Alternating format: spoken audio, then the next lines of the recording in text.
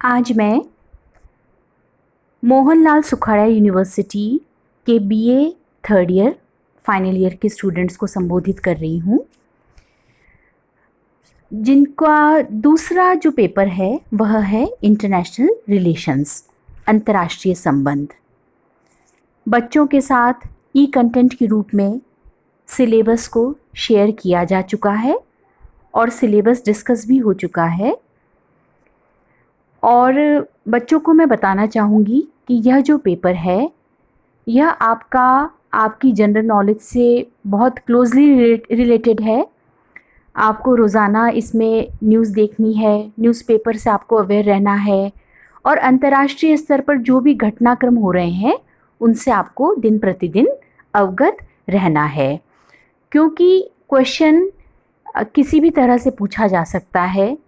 जो अंतर्राष्ट्रीय परिदृश्य में घटनाएं बीत चुकी हैं या जो अंतर्राष्ट्रीय परिदृश्य में महत्वपूर्ण परिवर्तन दिखाई दे रहे हैं या भविष्य में क्या संभावनाएं नज़र आती हैं, तो इनकी जानकारी के लिए बच्चों ज़रूरी है कि आप डेली लाइफ में अपना पेपर रीडिंग को आप एक हैबिट बना लें।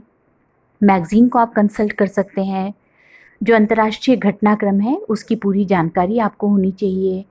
आपको जो वर्ल्ड मैप है उसकी अच्छी तरह से जानकारी होनी चाहिए, जिससे कि हम जिन घटनाओं को पढ़ें उनको आप आपस में कोरिलेट कर सकें। तो जब आप ये डेली हैबिट्स बना लेंगे तो अगर करंट अफेयर से रिलेटेड कोई क्वेश्चन पूछा जाता है तो आप उसका जवाब देने में सक्षम होंगे। और ऐतिहासिक दृष्टि से जो अंतर्राष्ट्रीय परिदृश्य को समझने के लिए जो चीज़ें आवश्यक है, आप उसको अपनी जो रेफरेंस बुक है उसके माध्यम से अच्छे से एक बार पढ़ लीजिए। तो आप जो भी आगे सिलेबस वाइज जो आप पढ़ेंगे आपको समझ में आ जाएगा। तो पहला टॉपिक जो है आपका बच्चों थर्ड ईयर में, वह 1945 के बाद जो महत्वपूर्ण अंतर्राष्ट्रीय प्रवृत्तियां हैं, महत्वपूर्ण अंतर्राष्ट्रीय विकास है, उससे संबंधित है। आपको जानकारी होगी कि 1945 में द्वितीय महायुद्ध समाप्त हुआ। द्वितीय महायुद्ध जब समाप्त हुआ तो उसके बाद संपूर्ण अंतर्राष्ट्रीय परिदृश्य ही एक तरीके से परिवर्तित हो गया और नई अंतर्राष्ट्रीय प्रवृत्तियों का जन्म हुआ। पहले जो महाशक्तियाँ थी वे महाशक्तियाँ नहीं रही, उनकी शक्तियों में कई जगह कमी आई और कई जो राज्य थे वो उपनिवेशवाद से, साम्राज्यवाद से स्वतंत्र हुए। यूरोप के प्रभुत्व का अंत हुआ और कई महत्वपूर्ण परिवर्तन आपको नज़र आते हैं 1945 के पश्चात।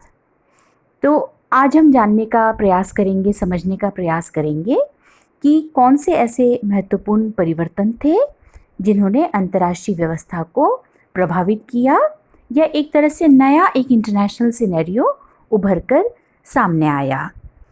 तो द्वितीय महायुद्ध ने उन परिस्थितियों को समाप्त कर दिया जिन पर 19वीं शताब्दी की अंतर्राष्ट्रीय व्यवस्था आधारित थी। एक विचारक हुए हैं जनरल स्मर्ट्स। उन्होंने अपने इंपीरियल कॉन्फ्रेंस के एक भाषण में 1921 में ही इस बात की ओर संकेत दे दिया था कि व्यवस्थाएं महत्वपूर्ण रूप से प्रभावित होगी और उन्होंने कहा कि निसंदेह रंगमंच अब यूरोप से दूर पूर्वी एशिया और प्रशांत महासागर में पहुंच गया है। मेरा विचार है कि अगले 50 वर्ष या इससे अधिक वर्षों तक प्रशांत महासागर की समस्याएं विश्व समस्याएं होंगी। इसका तात्पर्य यह है कि अंतर्राष्ट्रीय परिदृश्य में महत्वपूर्ण परिवर्तन होंगे। तो 1945 के बाद जो नूतन परिवर्तन हुए, आज उनका हम उल्लेख करेंगे और उनको समझेंगे कि अंतर्राष्ट्रीय राजनीति पर प्रभाव डालने वाले द्वितीय महायुद्धोत्तर तत्व कौन कौन से थे और कौन कौन सी ये आधुनिक प्रवृत्तियां थी। तो जो महत्वपूर्ण प्रवृत्तियां हैं उनमें पहला जिसका हम जिक्र कर रहे हैं, यूरोपियन प्रभुत्व का अंत।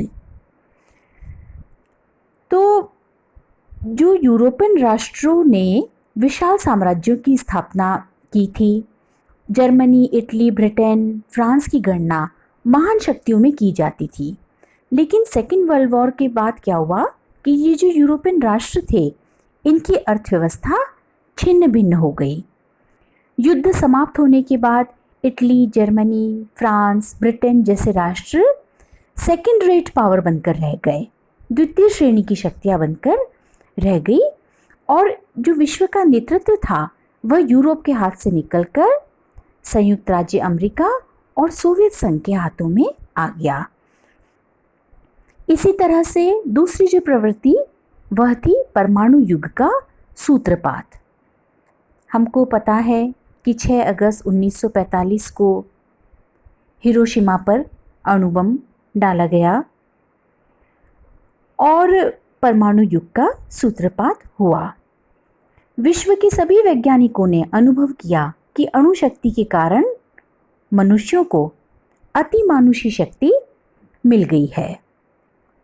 परमाणु युग के साथ ही जो ह्यूमन सिविलाइजेशन था उसको डिस्ट्रॉय करने का नया तरीका विकसित हो गया और यह महसूस किया जाने लगा कि परमाणु हथियारों के सर्वनाश करने के जो सामर्थ्य है वो व्यापक रूप से बढ़ गए, और इसी कारण से मैक्स लर्नर ने इसे अतिमारकता का युग कहा। कार्ल जेस्पर्स ने इन आधुनिक हथियारों को अंतर्राष्ट्रीय जीवन का नया तथ्य कहा। जो दूसरी प्रवृत्ति, जो थर्ड पॉइंट हम पढ़ेंगे वह है एशिया एवं अफ्रीका का जागरण तथा संप्रभु राज्यों की संख्या में वृद्धि। अंतर्राष्ट्रीय राजनीति के स्वरूप में परिवर्तन लाने वाला एक महत्वपूर्ण तथ्य यह है कि अंतर्राष्ट्रीय जगत में राज्यों की संख्या पहले से बहुत बढ़ गई। उपनिवेशों के जल्दी जल्दी स्वतंत्र हो जाने से बहुत से प्रभुत्व संपन्न राज्य अस्तित्व में आकर स्वतंत्र राष्ट्रों की श्रेणी में शामिल हो गए, और इन राज्यों ने विश्व इतिहास में एक नए युग की शुरुआत की। द्वितीय महायुद्ध समाप्त होने के बाद एशिया, अफ्रीका, लैटिन अमेरिकी राष्ट्रों में स्वतंत्रता के सूर्य का उदय हुआ। एशिया एशिया वालों के लिए और अफ्रीका अफ्रीकियों के लिए जैसे नारे यह जाहिर करते हैं कि विश्व के मामलों में एकमात्र कर्ता धर्ता के रूप में यूरोप का महत्व बहुत हद तक घट गया। तीसरी दुनिया के इन नए स्वतंत्र राष्ट्रों ने नए रूप से अपनी विदेश नीतियां अपनाई, और उनका उद्देश्य था कि विश्व शांति को बढ़ावा दें और अपना स्वतंत्र अस्तित्व बनाएं। तो नए राज्यों के उदय हो जाने से अंतर्राष्ट्रीय राजनीति का स्वरूप व्यापक रूप से बदल गया। चौथा पॉइंट जो हम डिस्कस करेंगे वह है साम्यवाद का विस्तार। इटली और जर्मनी साम्यवाद के कट्टर शत्रु थे, लेकिन उनकी हार के बाद मित्र राष्ट्रों में इतनी क्षमता नहीं रही कि वे साम्यवाद को पूर्वी यूरोप अथवा एशिया में रोक सके। ज्यों ज्यों जर्मनी मोर्चे पर हारता गया वैसे ही वैसे पूर्वी यूरोप में साम्यवाद एंटर होता गया। बर्लिन के पतन तक सोवियत संघ की सेना ने पूर्वी यूरोप के सभी देशों पर अधिकार कर लिया और वहां साम्यवादी सरकारों की स्थापना की। साम्यवादी व्यवस्था का प्रचार प्रसार हुआ और यह व्यवस्था धीरे धीरे एक चुनौती बनती जा रही थी पश्चिमी देशों के लिए। पूंजीवादी देशों ने साम्यवाद के विस्तार को रोकने की चेष्टा भी की, लेकिन वे कुछ क्षेत्रों में ही सफल हुए और साम्यवाद के बढ़ते हुए प्रभाव के कारण अंतर्राष्ट्रीय संबंधों में एक नई विचारधारा का विकास हुआ। पांचवा जो हम परिवर्तन देखते हैं वह है सैनिक गुटबंदी। साम्यवादियों के बढ़ते हुए प्रभाव और सोवियत रूस की बढ़ती हुई शक्ति ने पश्चिमी राष्ट्रों को गहरी चिंता में डाल दिया और उन्होंने सैनिक गुटों का निर्माण करना प्रारंभ कर दिया। कोरिया युद्ध के समय संयुक्त राज्य अमेरिका के राजनीतिज्ञों ने अनुभव किया कि साम्यवाद के विरुद्ध सामूहिक सुरक्षा के लिए सैनिक संगठनों का निर्माण जरूरी है। 1949 में नाटो, 1954 में सीटो, वार्सा पैक्ट, सेंटो जैसी सैनिक संधियां अस्तित्व में आई। ये सैनिक संधियां हालांकि शांति स्थापना के लिए की गई, लेकिन कहीं ना कहीं इनमें युद्ध की उत्तेजना छिपी हुई थी। जो महत्वपूर्ण अन्य प्रवृत्ति है अंतर्राष्ट्रीय परिदृश्य की, विश्व युद्धोत्तर अंतर्राष्ट्रीय परिदृश्य की, वह है शीत युद्ध। संपूर्ण जो विश्व था वह दो खेमों में बंट गया। शीत युद्ध को हम अलग से डिटेल में भी चर्चा करेंगे, क्योंकि सिलेबस में यह अलग से एक महत्वपूर्ण टॉपिक के रूप में भी दिया गया है। और ये दो खेमे कौन से थे? पूंजीवादी गुट और साम्यवादी गुट। यह ऐसी स्थिति थी जिसमें दोनों पक्ष शांतिकालीन कूटनीतिक संबंध बनाए रखते हुए परस्पर शत्रुता का भाव रखते थे और सशस्त्र युद्ध के अतिरिक्त अन्य सभी उपायों से एक दूसरे की स्थिति को दुर्बल करने का प्रयास किया गया। नेक्स्ट जो प्रवृत्ति है, जो विशेषता है, वह है गुट निरपेक्षता। द्वितीय महायुद्ध के बाद कई नए स्वतंत्र राष्ट्रों का जन्म हुआ, तो वे चाहते थे कि वे अपने आप को शीत युद्ध की खींचतान से अलग रखें, और इस क्षेत्र में भारत ने उनका मार्गदर्शन किया और गुट निरपेक्षता के लिए आवाज उठाई। भारत के प्रथम प्रधानमंत्री पंडित जवाहरलाल नेहरू ने 1946 को एक रेडियो प्रसारण में कहा, जहां तक संभव हो हमें परस्पर विरोधी गुटों की शक्ति की राजनीति से दूर रहना चाहिए, जिसके कारण पहले दो विश्व युद्ध हो चुके हैं। गुट निरपेक्षता एक आंदोलन के रूप में सामने आया और इसमें धीरे धीरे कई नए स्वतंत्र देश शामिल होने लगे। अन्य जो प्रवृत्ति है वह है साम्राज्यवाद और उपनिवेशवाद का अंत।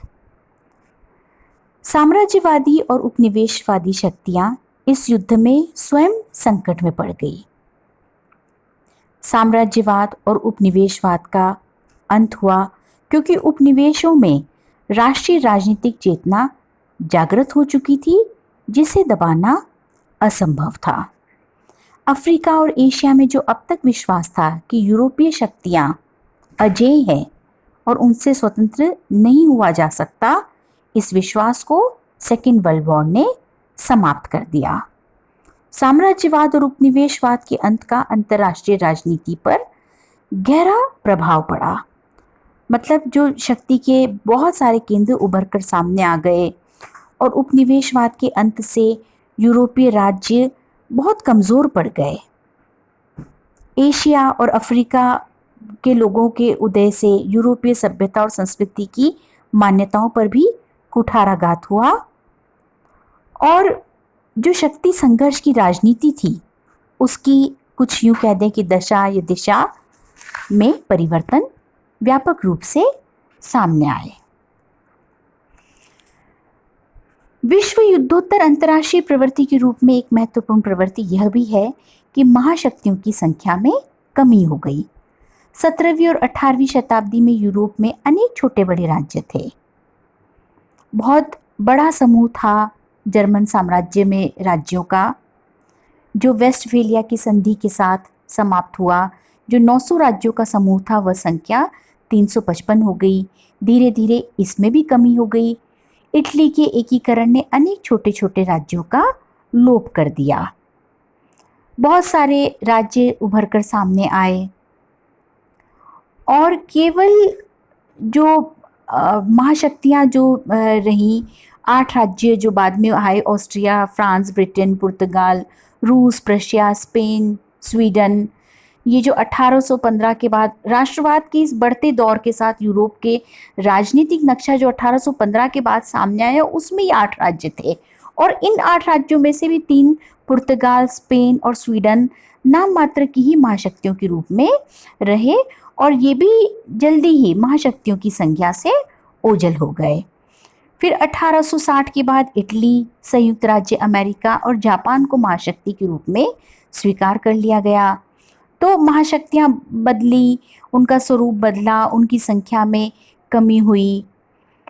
और शीत युद्ध के दौरान हमने देखा कि किस तरह से संयुक्त राज्य अमेरिका, यूएसएसआर जो महाशक्तियों के रूप में किस तरह से उभर कर सामने आए।